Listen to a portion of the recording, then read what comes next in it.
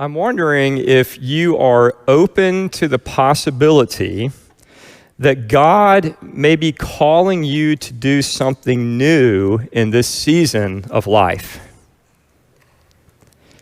To move in a new direction, make a new commitment, or take up a new cause. During the time of the judges in ancient Israel, there was a woman named Hannah who was grieved because she could not have children and was being ostracized by her peers. She poured her heart out to God in prayer and promised that if she could have a son, she would dedicate him to the service of the Lord. And by God's grace, her prayer was answered, and she had a son named Samuel. After he was weaned, but still very young, Hannah took him to the tent of meeting, which was the primary place of worship where the Ark of the Covenant was kept. And she dedicated him to God by giving him to a priest named Eli. Eli became like a foster father to Samuel. And as Samuel grew up, he helped Eli with his priestly functions. His mother made robes and visited him once a year when she made pilgrimage with her husband to offer an annual sacrifice required by their religion. Eli also had two biological sons that served as priests under their father, but they were corrupt. According to the Bible, they were despicable men who did not know the Lord. They slept with the women who stood at the entrance to the tent of meeting, and they disrespected God by corrupting the sacrificial system. When people brought their offerings, instead of waiting for the completion of the animal sacrifice and taking what was rightfully theirs, they took the best portion of the animal in advance and used it to gorge themselves. And evidently, Eli did not do enough to hold them accountable, so God decided that everyone in his family, young and old, would die. After this prophecy, when Samuel was still a young boy, something unexpected happened. One day, before the sun came up, he was lying down in the church close to where the Ark of the Covenant was kept, and he heard someone calling him. So he hurried to Eli's room and said, "Here I am. Did you call me?" And Eli said, "I didn't call you, so go back to bed." Then Samuel heard a calling a second time and went to Eli and said the same thing. And again, Eli said he was mistaken and sent him back to bed. When this happened a third time, the old priest realized that it must be God calling the young boy. So he said to Samuel, "Go lie down. If he calls you, say, 'Speak, Lord, your servant is listening.'" So he did. And God said to him, and I quote, "I am about to do something in Israel that will make the ears of all who hear tingle. On that day, I will bring to pass against Eli everything I said about his household. I told him that I would punish his family forever because of the wrongdoing he knew about, how his sons were cursing God, but would not stop them." Can you imagine being Samuel and receiving this horrible news? For the youth that are here with us this morning, Samuel was about your age when he heard God's call. And can you imagine being so young and hearing this horrible news about the destruction of the family that you grew up in? I can imagine he was surprised and honored to hear the voice of God, but also terrified and heartbroken about the message received. Stunned, he laid in bed until the sun came up. When he rose and opened the doors to the church, Eli greeted him, saying, "Samuel, my son, come here and tell me what you heard from the Lord." And when he realized that Samuel was afraid to talk to him, he became suspicious and said, "Do not hide anything from me. May God deal harshly with you, and worse still, if you hide from me a single word from everything the Lord said to you." So Samuel reluctantly told him everything.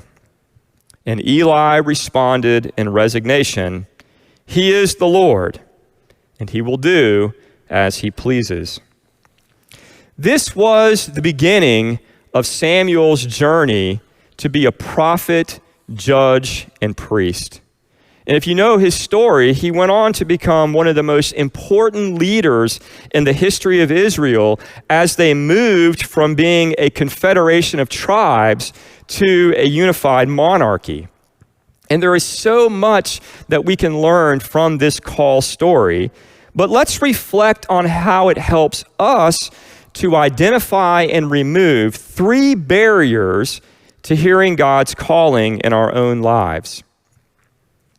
Notice that God calls Samuel when he is a young boy living as a foster child in his family not his own.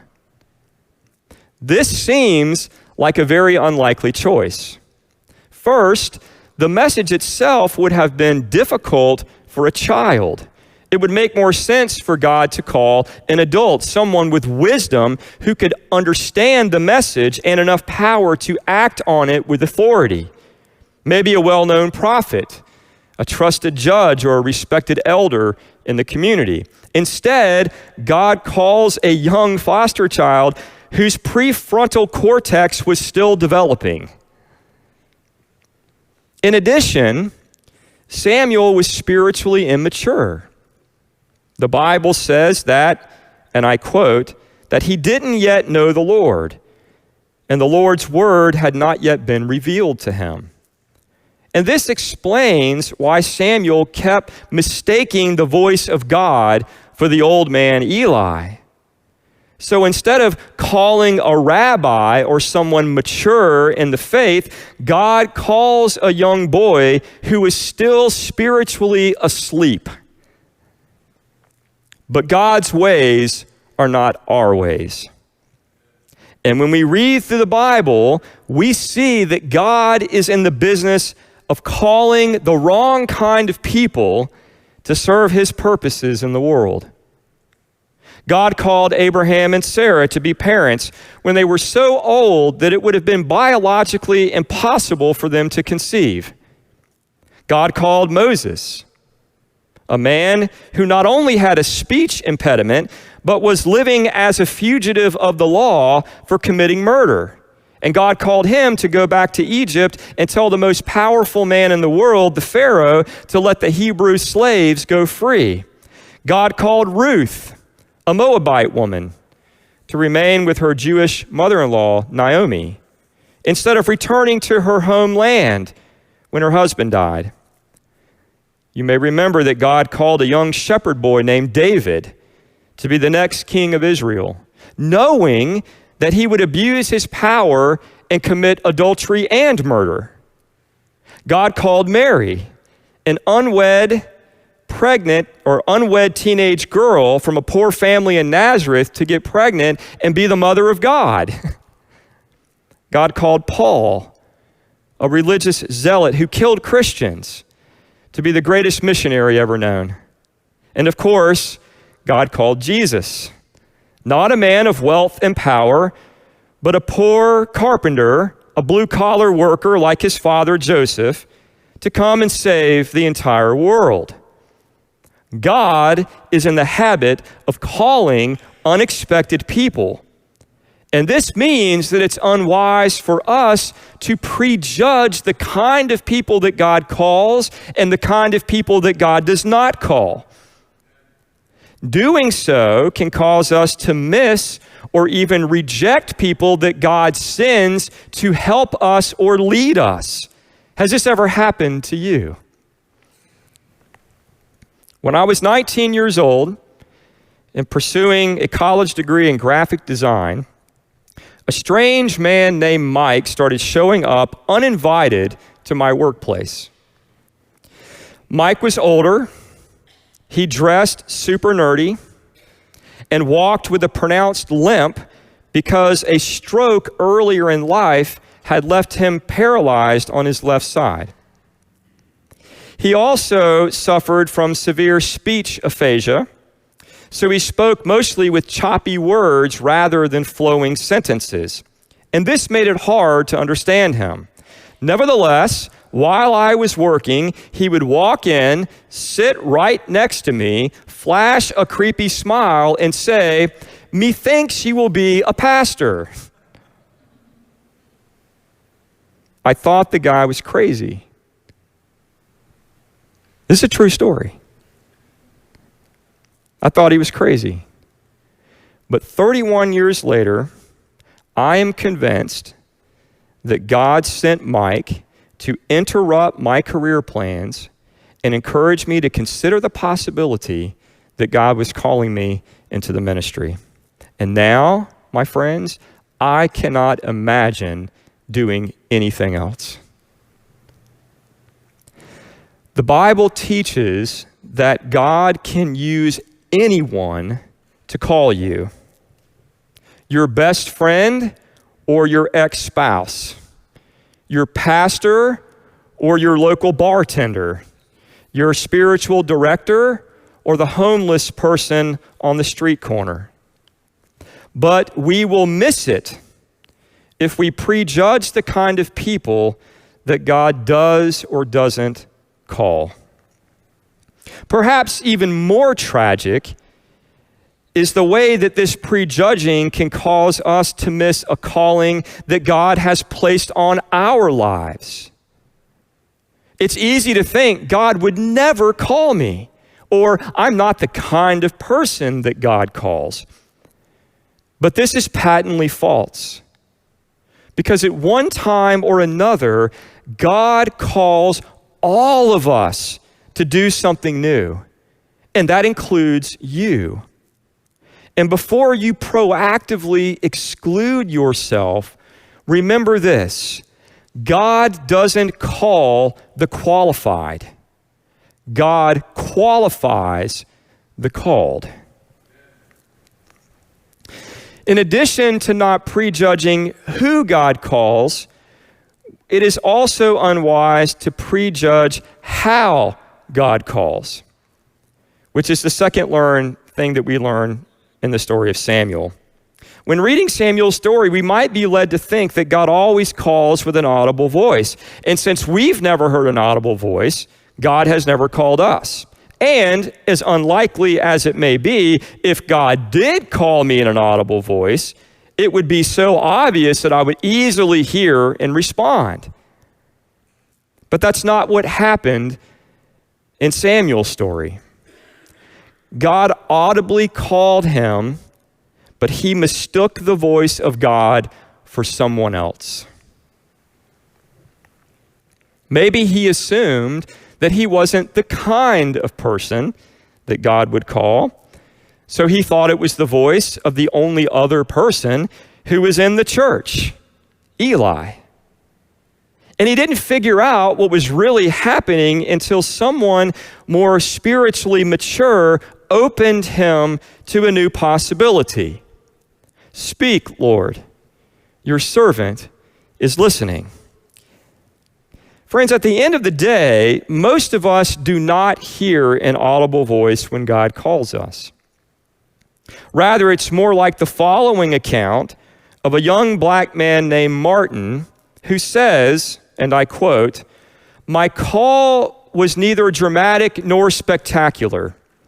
It came neither by some miraculous vision nor by some blinding light experience on the road of life. Moreover, it did not come as a sudden realization.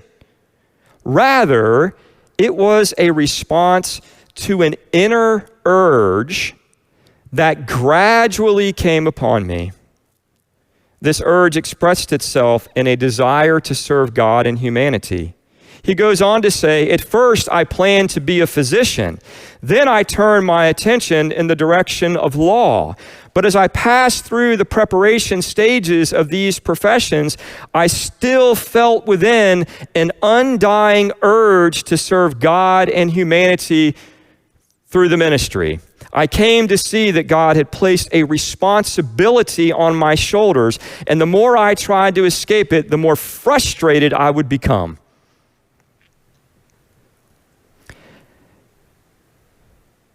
After wrestling with this urge for quite some time, Martin Luther King Jr. decided to enter the ministry. In his account, he describes an inner urge that grew and a feeling of responsibility that he could not escape, which seems to be closer to our experience than that of Samuel. The problem is that we sometimes get confused about where the urge is coming from. Has this ever happened to you? You feel a growing urge to rethink something, to move in a new direction, to make a new commitment, to take up a new cause, but you're not sure where the voice is coming from. We might ask ourselves, is this my own internal dialogue? Is this the lingering voice of my parents? Is it the voice of my pastor twisting my arm to lead a small group? How do I know that it's God speaking to me?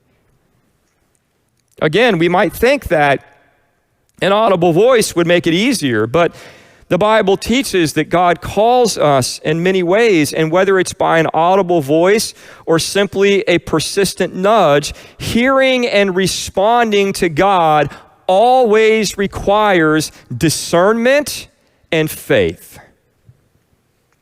We must be open to the possibility that God is calling, and then be willing to engage in a process of discernment to distinguish between the voice of God, our own internal dialogue, and the voice of others. And this is a process that is driven by prayer, meditation on Scripture, and open conversation with other people who are spiritually mature. We rarely start out with anything like certainty. But through a process of discernment, we become increasingly convinced that we are hearing from God. And eventually, the convincing becomes a convicting. And the conviction is ultimately confirmed only when we risk acting on the call and then assessing the results afterwards. Jesus says, check the fruit. But if we prejudge how God calls us, then we might unwittingly miss a divine appointment. Finally, we should not prejudge what God may call us to do. It's safe to say that when most people think about God's calling, they tend to think about something big and dramatic, like calling someone to change career plans, go to seminary, and become an ordained minister. Or calling someone to move to a different country and serve as a missionary. And these kinds of calls are important. When I was a teaching assistant at Vanderbilt Divinity School, I met a lady who was in her 70s who felt the call to ministry for the very first time and enrolled as a student, even though her age would create challenges in the ordination and appointment process. And this taught me that God calls anyone that God wants to ministry. And that could include you, no matter how old you are. So don't foreclose on that possibility. However, God doesn't call most of us to big, dramatic things. In the case of Samuel, God didn't call him to do anything. If you read the story carefully, you'll see that God simply called him to listen to a message regarding Eli and his family. God doesn't even command him to share this message with Eli, and the only reason that he did is because Eli pressured him. God only called Samuel to listen and take it as information to prepare him for what would come later. But the initial calling was not to do anything spectacular. The main idea is that God calls us to do all kinds of things, ranging from spectacular to small. Just think of the variety of ways that God calls people in the Bible. God called Abraham to relocate to a new land and do something spectacular, to be the father of an entire nation, God's chosen people. He called him to go. In contrast, he called Ruth to stay with her mother-in-law, Naomi, and to serve as a faithful friend and companion. Pretty mundane. God called David to fight Goliath, which was spectacular. But later he called Jonathan to tell David the truth about his own immorality, which, although scary, is pretty mundane. He called Mary to miraculously bear his only begotten son, Jesus. But he called Joseph simply to marry his fiancée and to be a good father. One reason why it's important not to prejudge what God calls us to do is because eventually God calls everyone to do something. God calls every single one of us to follow Jesus. This is not something that we research on our own and then weigh the evidence and then decide for ourselves as if being a Christian were a calculated choice. That's not how it happens. Jesus said, and I quote, "You did not choose me. I chose you and appointed you so that you might go and bear fruit." Jesus calls to us, "Come and follow me." And we hear and respond to this call by saying yes and following. This is a call that all of us receive. Jesus also calls us to enter covenant relationship with a specific church. I really believe this. People like the idea of church shopping. And all of us have done it at one time or another, and there is some value in trying different churches. But the idea of church shopping is a little more than just visiting different places. It's going to different congregations and asking this question: what can the church do for me? How does the church meet my needs? How will the church give me tools to be able to go back into my own life and continue doing what I want to do? How can being a Christian help me better achieve my own agenda? But this is unwise, because then when the church does something that you don't like, you go searching again. And this deprives you of gifts that only come with a long-term commitment. This is something that Em and I were talking about yesterday when it comes to marriage. How many of you guys have been married for longer than 25 years here? Raise your hand. I would advise all of you who have not been married for that long to go and talk to these people and ask them this question: were there gifts that you got from that marriage that only came after year 24? There are a lot of gifts we receive on the front end, but if things get difficult and we break covenant with our spouse and we leave, we will not have the time necessary to cultivate other gifts that are only possible through a long-term commitment. And it's the same with the church.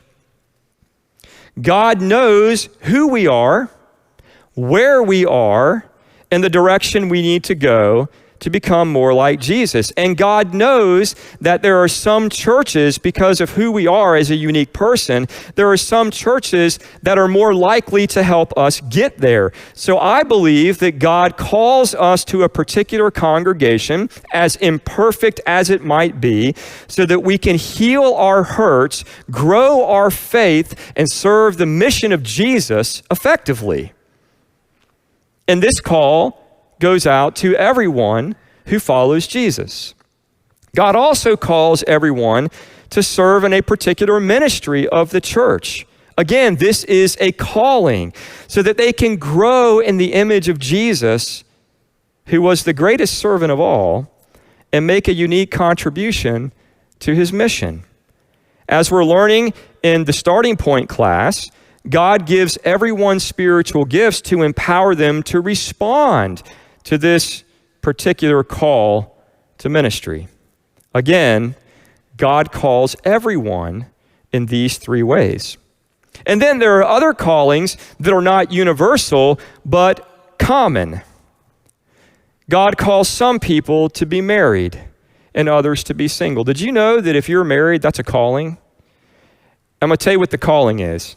If God has been good enough to put someone in your life that's willing to tolerate you for the rest of your life, you have one mission in your marriage. Do you know what that is?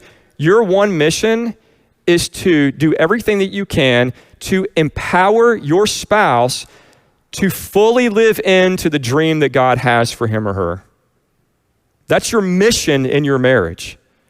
To do everything in your ability to empower them to be all that God created them to be, which often means you have to get out of the way, but that's a different sermon, right? Marriage is a calling, and some people experience singleness as a calling as well.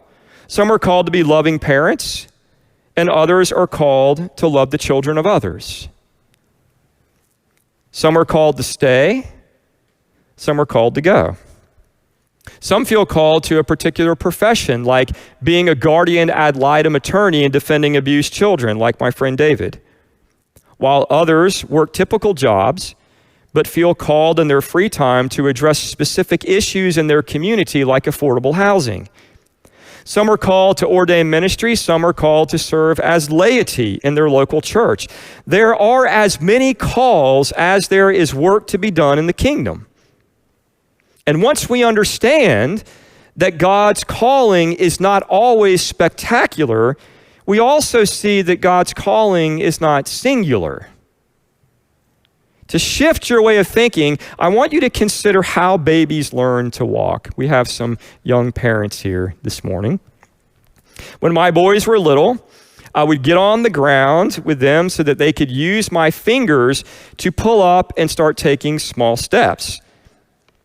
When they were on soft ground, I would encourage them to let my fingers go, but I would stay in front of them with arms extended. Have you done this with your kids or grandkids? Keeping eye contact with a big smile, I would say in a high-pitched voice, "Come on, I got you, you can do this." And after each step, I would call them to take another. And this is what our Heavenly Father does for us every day of our lives as we are learning to follow in the footsteps of Jesus. God's calling is not limited to groundbreaking and cataclysmic experiences that permanently alter the trajectory of our lives. I'm a writer, I love that sentence. Rather, every day,